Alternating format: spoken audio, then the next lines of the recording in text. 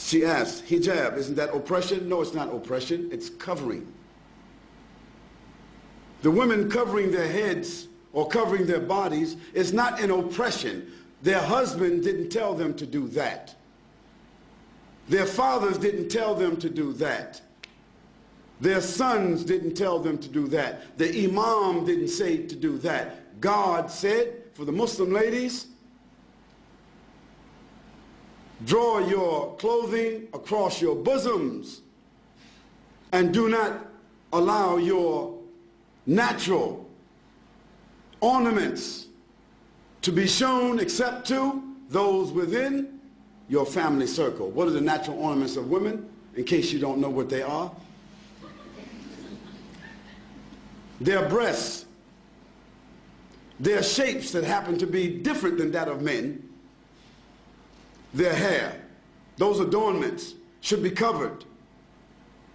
Now, just in case Christian people don't remember, just 40 years ago,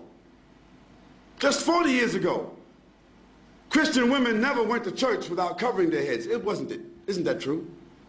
Ask your grandmothers. And just 50 or 60 years ago, 20 years before that, a Christian woman would never come outside with a short skirt, even. Even the nuns themselves today have succumbed to modernity. Because the nuns who committed themselves to the church and a religious life, how did they dress? They're not Muslims. They covered themselves. They covered themselves with an outer garment, and nothing on them was seen except the face and the hands.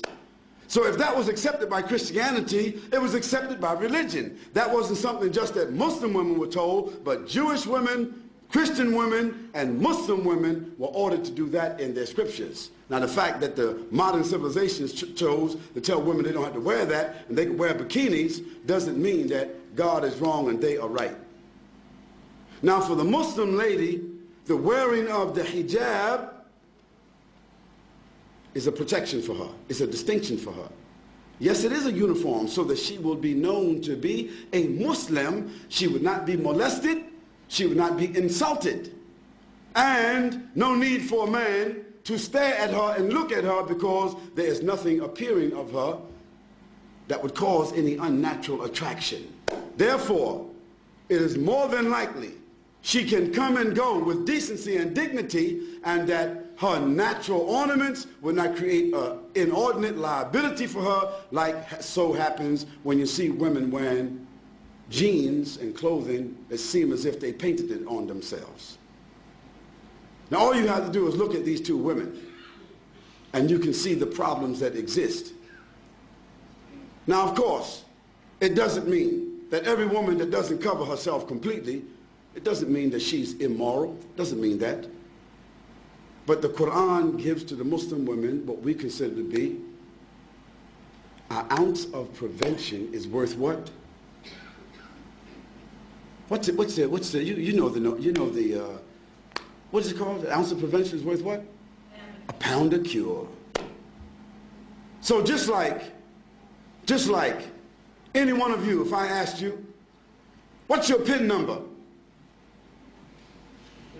You wouldn't tell me. If I came to visit you in your house, you wouldn't have your certificates of deposit in front of me. You wouldn't have your jewels in front of me. You wouldn't have your stack of money or your savings in front of me, distributed just because I'm a friend and everything should be transparent. No, you have those valuables in a place that is safe. Might be a bank, might be a safety deposit box. Well, that's just money. That's just tangible things. So don't blame us and don't blame God if he tells us that our mothers and our wives and our daughters, that they should be covered and in a safe place. The person asked about segregation. Why do Muslim women, why are they segregated? They're not segregated. They're not segregated. They're separated. There's a difference between segregation and separation. For instance, outside here, you have toilets that say male, female, don't you? Don't you? Why? Why shouldn't there just be a toilet?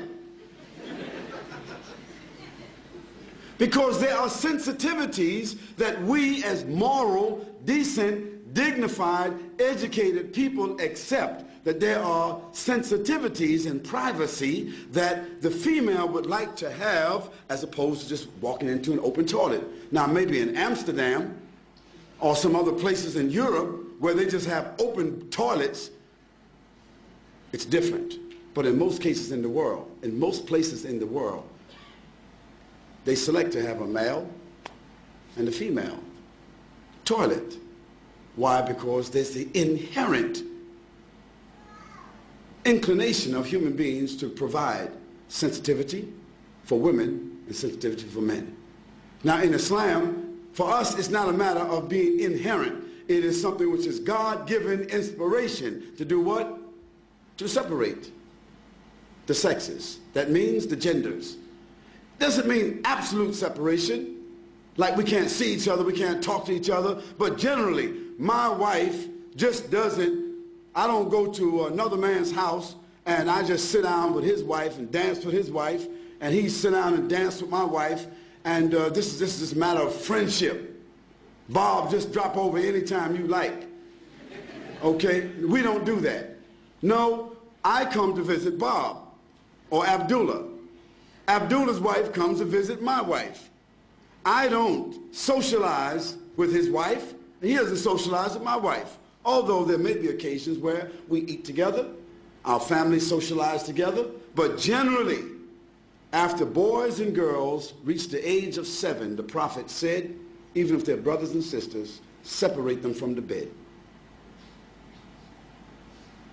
And when they get to the age of menstruation and they realize another level of consciousness, then give them separate rooms. What to do what? To preserve and protect them from tendencies that human beings have, tendencies that has manifested itself in civilizations where they don't do that protection. So we are obeying Almighty God. That's what we're doing. And sometimes we just have to believe what God orders us to do and benefit from the medicine. Sometimes when we don't follow what God tells us to do, then we see later on the reasons why. So we don't apologize for that. We say that it brings us dignity, it brings us distinction. Whether it be the hijab of the women or the separation of the men and the women, it brings us distinction, it brings us dignity and protection and morality, additional morality. That's why we do it.